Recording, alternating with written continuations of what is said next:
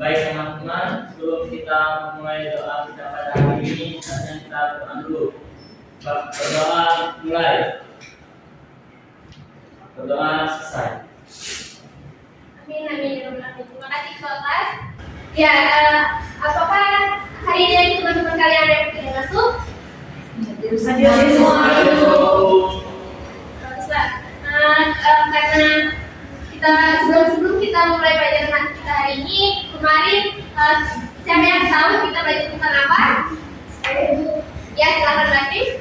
Tadi belajar minggu kemarin yaitu permasalahan keberagaman dalam masyarakat Indonesia. Ya, betul sekali. Siapa yang masih ingat tentang apa kita kemarin? Saya, Bu. Silakan Inaya. Tentang permasalahan keberagaman dalam masyarakat Indonesia yang sering terjadi karena adanya suku bangsa dan istiadat dan agama yang beragam, di mana keberagaman ini dapat menimbulkan sikap-sikap yang dapat menjadi penghambat persatuan dan kesatuan bangsa. Ya, betul sekali. Terima kasih Inaya dan Natasis. Jadi kemarin kita telah mempelajari permasalahan yang terjadi di keberagaman bangsa negara kita ini.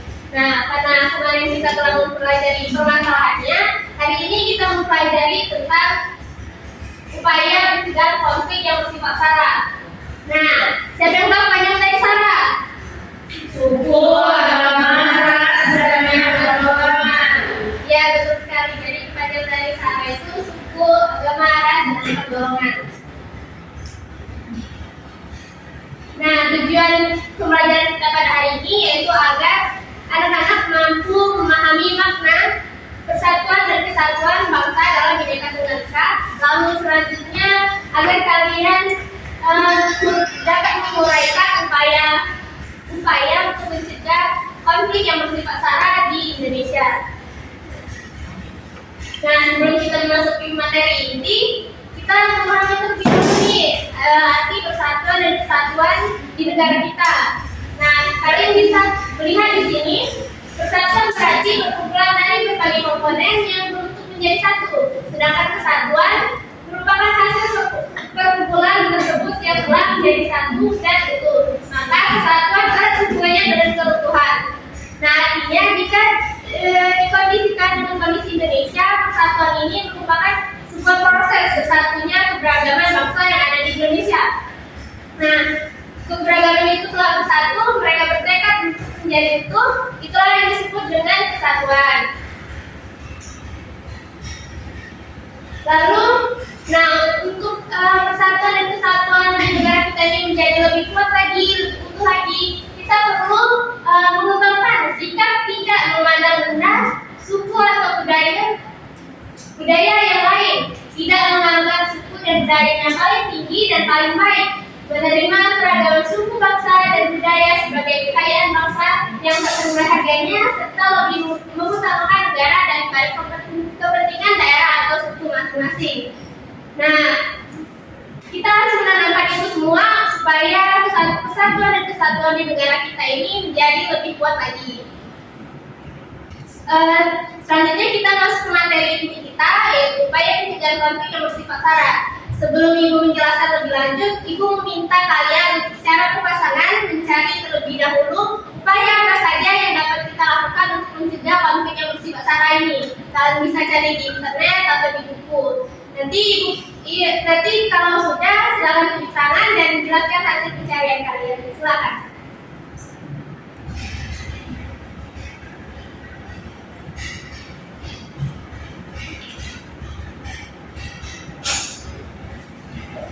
Sudah? Sudah ada ilmu? Sudah, Bu. Ya, silakan tunjuk tangan. Siapa yang mau? Ya, silakan. Dwi. Upaya pencegahan konflik yang bersifat sara dapat dilakukan menjadi tiga cara, yaitu cara preventif, represif, dan kuratif. Di mana preventif ini adalah merupakan upaya yang dilakukan untuk mencegah terjadi masalah atau sebelum masalah terjadi. Sedangkan cara represif, upaya mengatasi masalah pada saat atau setelah terjadi masalah.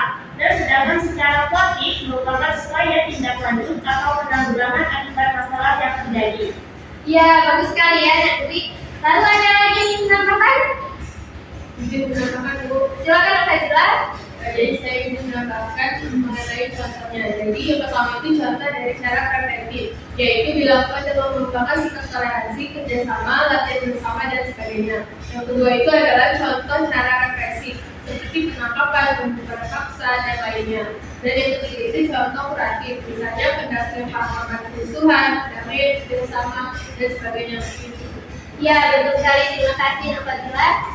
Nah, jadi betul yang telah disampaikan oleh Nubi dan Nazila tadi, bahwasanya upaya untuk pencegahan konflik yang bersifat sara ini dilakukan dengan 3 cara, yaitu yang pertama preventif, kedua represif, dan ketiga kuratif. Nah, untuk cara yang pertama ini preventif merupakan cara yang dilakukan sebelum terjadinya masalah itu terjadi. Nah, contohnya seperti yang sudah Ibu sebutkan pada di awal pembelajaran dan juga disebutkan oleh Pak Fazila, itu menanamkan sikap nasionalisme, toleransi yang tinggi, dan menghargai antar sesama. Selanjutnya ada represif. Nah, cara represif ini merupakan cara yang dilakukan pada saat atau setelah terjadinya masalah itu terjadi. Contohnya pembubaran paksa, lalu penangkapan, ya yang seperti itu. Nah, lalu selanjutnya ada kuratif. Kuratif ini merupakan cara yang ketiga, yaitu cara yang dilakukan untuk sebagai tindak lanjut akibat terjadinya permasalahan tersebut. Contohnya pendampingan untuk korban, perdamaian, dan kerjasama.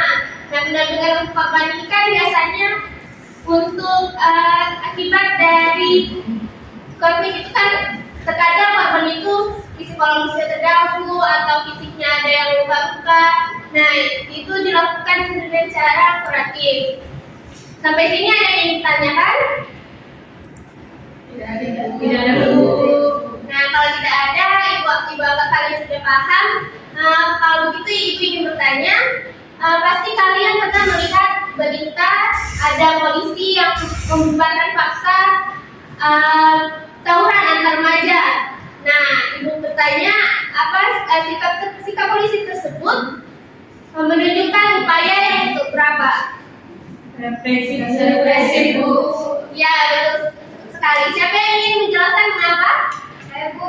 Ya, silakan, Bu ya. Karena polisi itu membubarkan tawuran antar remaja itu pada saat tawuran itu berlangsung, yang dimana hal tersebut telah memenuhi maksud dari cara represif, dan juga hal itu termasuk ke dalam pembubaran paksa. Nah, pembubaran paksa tadi masuk ke dalam contoh dari cara represif. Ya, betul sekali ya, Nantia. Jadi yang dilakukan oleh polisi itu merupakan cara represif, karena polisi itu tadi kan membubarkan tawuran itu pada saat tawuran itu terjadi. Nah, karena pembelajaran kita telah selesai, ada yang ingin memberikan kesimpulan? Saya, Bu. Silakan, Pak Yanangan. Nah, jadi Bu, kesimpulan pada hari ini, di mana persatuan dan kesatuan bangsa Indonesia telah tumbuh dan terbentuk dalam nilai-nilai budaya masyarakat Indonesia.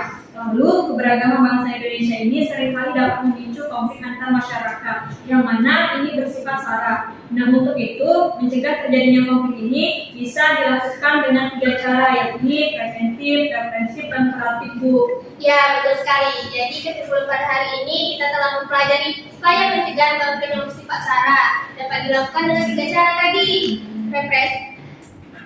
preventif, represif, dan kuratif. Nah, sudah selesai. Minggu depan kita mempelajari keharmonisan keberagaman bangsa Indonesia. Tugas kalian, silakan cari informasi atau bahan literasi untuk materi selanjutnya. Materi selanjutnya tentang itu tadi, lalu pertemuan berikutnya Ibu akan bertanya kepada kalian. Itu saja, Ibu akhiri pertemuan pada hari ini. Kita sama-sama mengucapkan hamdalah. Alhamdulillahirabbil alamin. Ibu akhiri, wassalamualaikum warahmatullahi wabarakatuh. Waalaikumsalam warahmatullahi wabarakatuh.